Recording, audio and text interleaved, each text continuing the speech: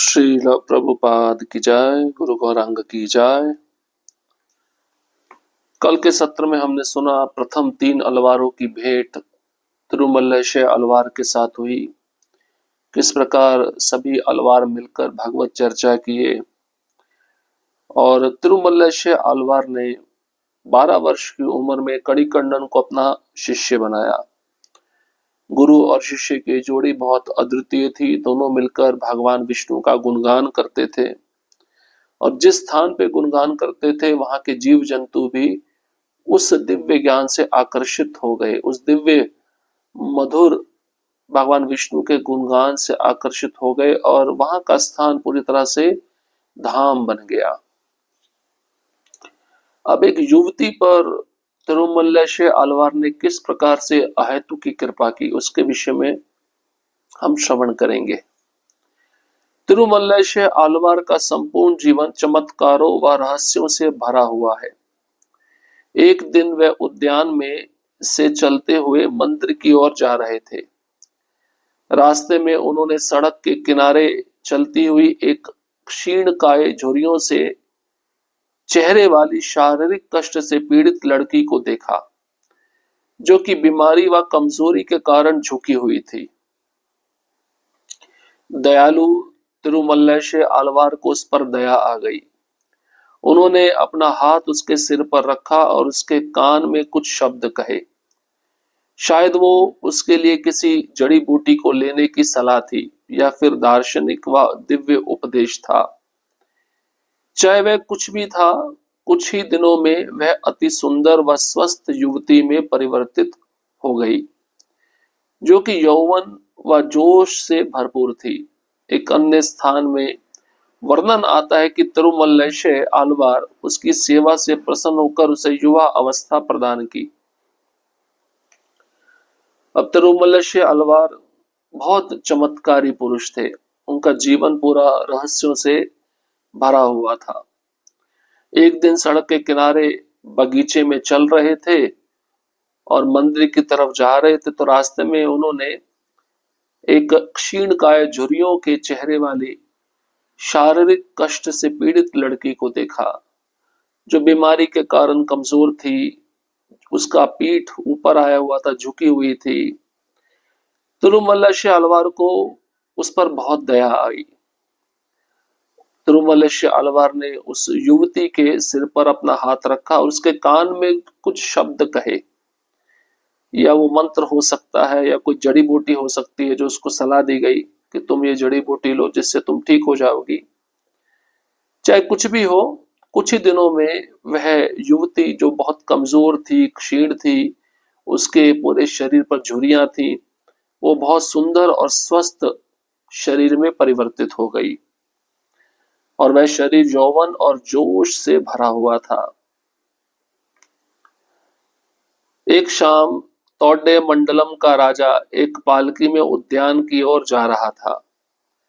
वह विवाह योग्य युवा राजकुमार था। उसने अचानक से अपनी पालकी से बाहर उस युवा आकर्षक युवती को सड़क से जाते हुए देखा। वह उसके आकर्षक मोहक सौंदर्य और सभ्य वाणी पर मोहित हो गया।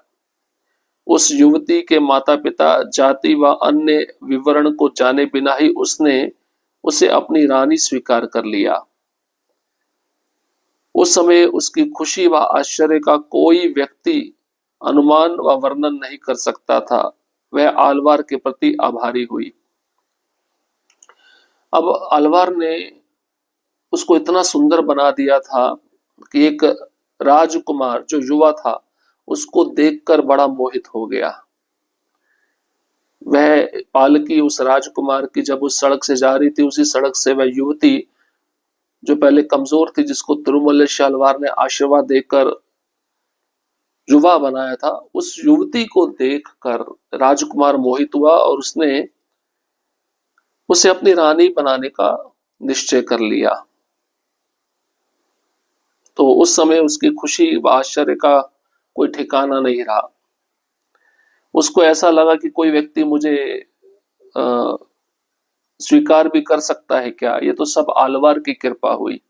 वो युवती ऐसा सोच रही थी। एक अन्य आश्चर्य व चमत्कार यह था कि आयु के बढ़ने के साथ साथ राजा में वृद्धावस्था के चिन्ह प्रकट होने लगे, परंतु रानी सदैव यौवन से भरपूर, सुंदर व सशक्त बनी रही। उसके शारीरिक गठन व रूप रंग में कोई परिवर्तन नहीं आया। यहाँ तक कि अपनी अधिक आयु में भी वह वैसी ही अल्पवयस्क युवती लगती थी जैसे कि विवाह के अवसर पर थी, जब राजा ने उसे पहली झलक में देखा था। वह नगर तथा महल में रहने वाले लोगों के साथ साथ राजा के लिए भी महान व निरंतर बढ़ने वाला आश्चर्य था।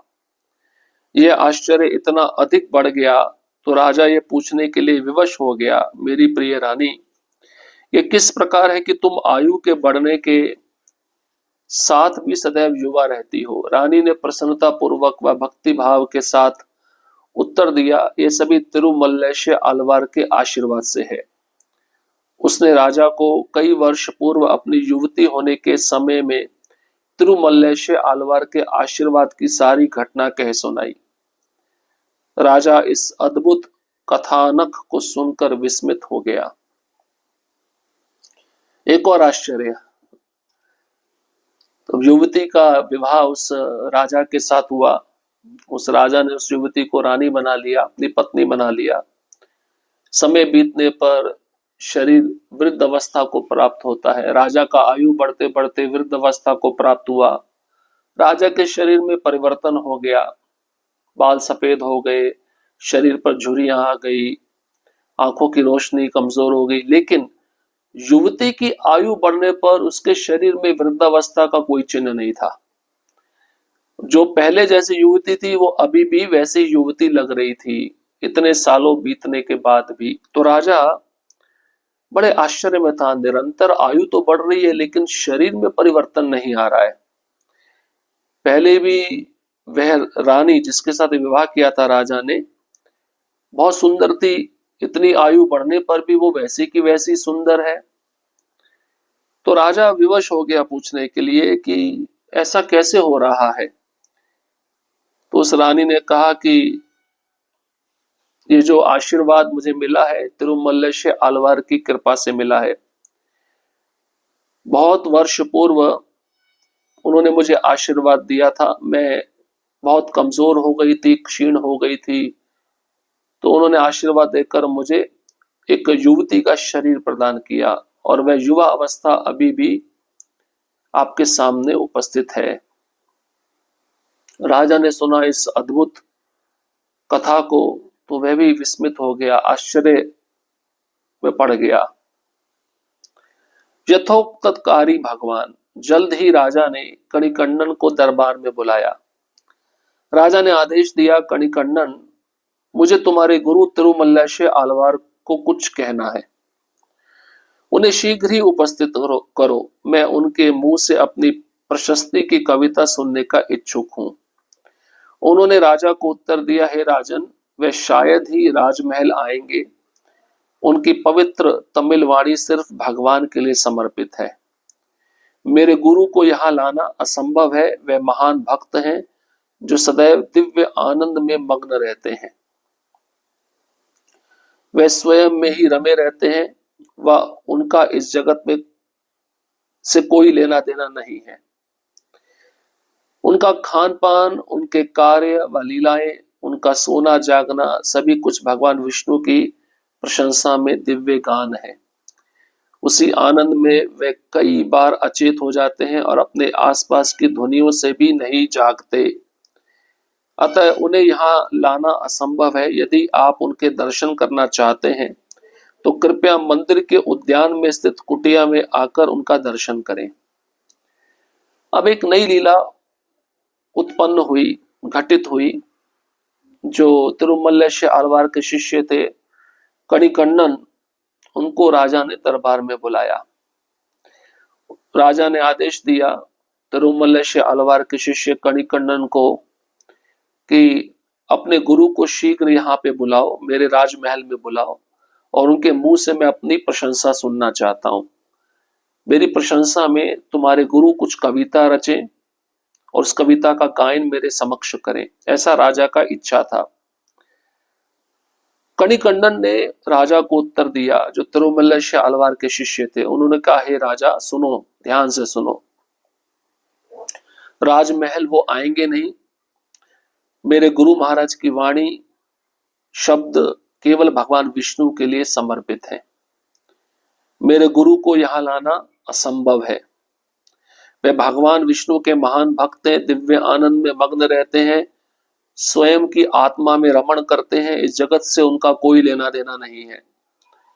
उनका खाना पीना, सोना, चलना, जागना सब भगवान विष्णु की प्रशंसा में दिव्य गायन कहलाता है।